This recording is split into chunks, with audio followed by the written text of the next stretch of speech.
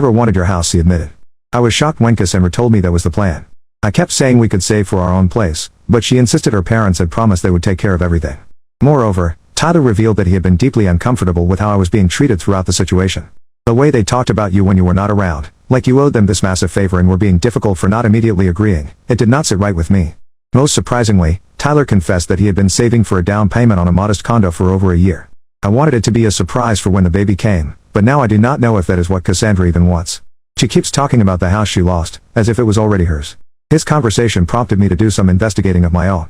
Using my connections in real estate, I discovered my parents had refinanced their own home 6 months earlier, taking out considerable equity. They certainly had the means to help Cassandra with housing if they chose to without involving my property at all. The pieces were falling into place. This had never been about Cassandra desperately needing housing. It had been about my parents wanting to appear generous and supportive without spending their own money. They had seen my inheritance as an easy solution, a family resource to be redistributed as they saw fit rather than my personal property. When I brought this information to my friend Stephanie, she was unsurprised. They have always treated you like the responsible one who should sacrifice for everyone else, she pointed out. They probably never imagined you would stand up to them like this. A rift in my family deepened as weeks turned into months. Sunday dinners were a thing of the past. Holiday plans remained uncertain. My mother had begun telling family friends that I was going through something and they should pray for me to come back to my senses. My father took a more direct approach, sending increasingly stern emails about my obligations and duty to family. When I did not respond as he wished, he attempted to involve mutual acquaintances as mediators, most of whom were wise enough to stay out of the conflict. Cassandra, now showing visibly in her pregnancy, weaponized her condition at every opportunity. Through mutual friends, I heard she was telling anyone who would listen that I was so jealous of her having a baby that I had sabotaged her chance at a proper family home. The most painful aspect was how little interest any of them showed in understanding my perspective. Not once did my parents acknowledge that perhaps they should have consulted me before making plans for my property. Not once did my sister express appreciation for the years I had spent maintaining the house they had all suddenly decided should be hers. It was as if my feelings, my autonomy, and my legal rights were simply inconvenient obstacles to their plans rather than valid considerations deserving of respect. Yet, as difficult as this period was, it was also strangely clarifying. For the first time I was seeing my family dynamic with absolute clarity, unfiltered by the desire to keep peace at any cost. I was learning to set boundaries even when they brought conflict. I was discovering that I could withstand disapproval without crumbling. In quiet moments I sometimes thought of my grandmother and wondered what she would make of all this. The more I reflected, the more I became convinced that her decision to leave the house specifically to me rather than to the family generally had been deliberate.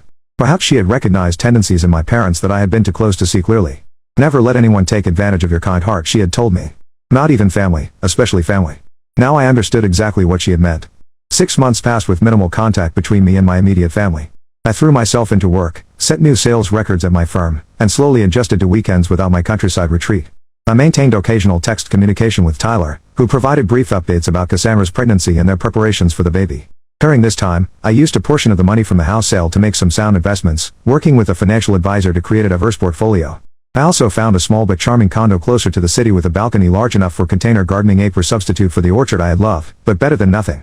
Occasionally I would receive a text from Gabriel with a photo of the country house, a new flower blooming in the garden or fresh snow on the roof. True to his word, he had preserved the character of the place while making it his own.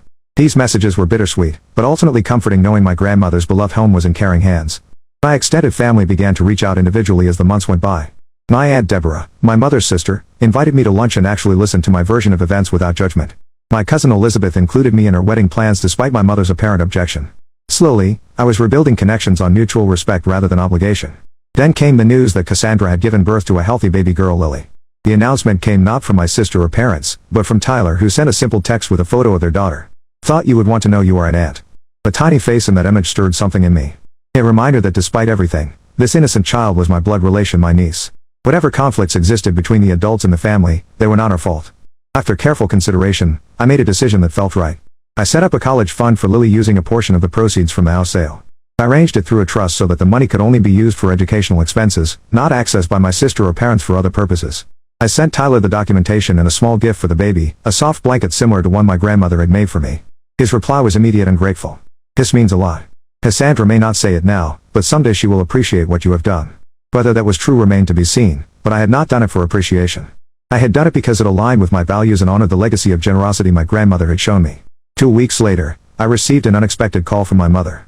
Her voice sounded older, more subdued than I remembered. Tyler told us what you did for Lily, she said after an awkward greeting. That was thoughtful of you. She is my niece, I replied simply. I want what is best for her. A long pause followed. Your father and I have been doing some thinking, she finally continued. Perhaps I did not handle things as well as I could have with the house situation. It was not quite an apology, but for my mother it was unprecedented. I remained silent, waiting to hear more. "We miss you at Sunday dinner," she added. "Maybe you could come this weekend, meet Lily." The invitation hung between us, weighted with unspoken complications. "I would like to meet her," I said carefully. "But Mom, I need to know that you understand why I did what I did. I cannot just pretend nothing happened." Another long pause. "I cannot speak for your father or sister," she said finally. "But I have come to see that we should have respected that the house was yours. We should have asked, not assumed." It was a small acknowledgement, but significant coming from a woman who had never admitted fault in my memory. "Thank you for saying that," I replied, my voice softening. "It means a lot." That Sunday dinner was tense but civil. My father was stiffly polite, clearly uncomfortable, but making an effort. Cassandra was cold at first, but softened somewhat when she saw how naturally I took to holding Lily. The baby was beautiful with Cassandra's blue eyes and Tyler's dark hair, a new life untainted by adult conflicts. The college fund was very generous, my father said as we ate dessert, the first direct reference to the situation all evening. "Cassandra tells me it will cover for years at a good school. I wanted to do something meaningful for Lily," I explained. "Something that would make a difference in her future. We have been thinking," my mother interjected carefully, "that perhaps we focus too much on the house itself rather than the bigger picture of family support. Your father and I have decided to help Tyler and Cassandra with a down payment on a condo they found. One they can afford the monthly payments on themselves." This was new information, and judging by Cassandra's expression a recent development. "That sounds like a good solution," I replied. "It is what we should have done from the beginning," my father admitted gruffly, the closest he would likely come to acknowledging his error. As the evening progressed, I found myself sharing a quiet moment with Cassandra on the porch while she rocked Lily to sleep. "I was really angry at you," she said softly, not looking at me. "I felt like you chose a house over me and my baby." "That was never the choice," I replied. "I felt like my autonomy, my right to make decisions about my own property was being completely disregarded. Like what I wanted did not matter." She was silent for a moment. "I guess I never thought about it from your perspective. Mom and Dad always made it sound like the house was kind of a family asset. And since I needed it more than you thought you fine you. But that was never theirs to decide," I pointed out gently. "Just like I would never presume to make decisions about your life or property without consulting you." She nodded slowly, looking down at her sleeping daughter. "Motherhood is making me think differently about a lot of things, about boundaries and respect. I want Lily to grow up knowing her opinions matter, that no one has the right to make decisions for her without her consent." "That sounds like excellent parenting," I said, genuinely impressed by this glimpse of maturity from my sister. "I cannot promise Mom and Dad will ever fully understand what they did wrong," she continued. "They are pretty set in their ways.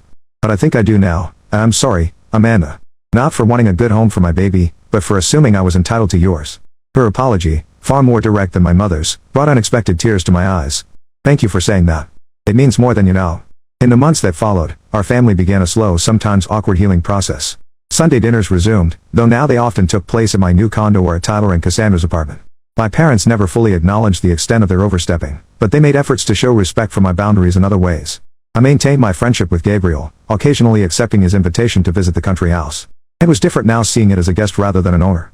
But there was healing in that too. A reminder that letting go did not have to mean losing everything.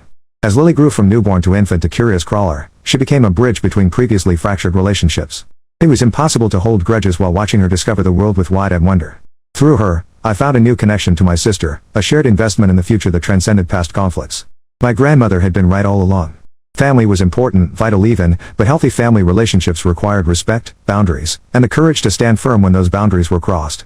The house she had left me had ultimately taught me that lesson in unexpected ways. In the end, I did not regret selling the country house. What I had gained, painful though the process had been, was something more valuable. The knowledge that I could stand up for myself even against those I loved most and emerge stronger on the other side.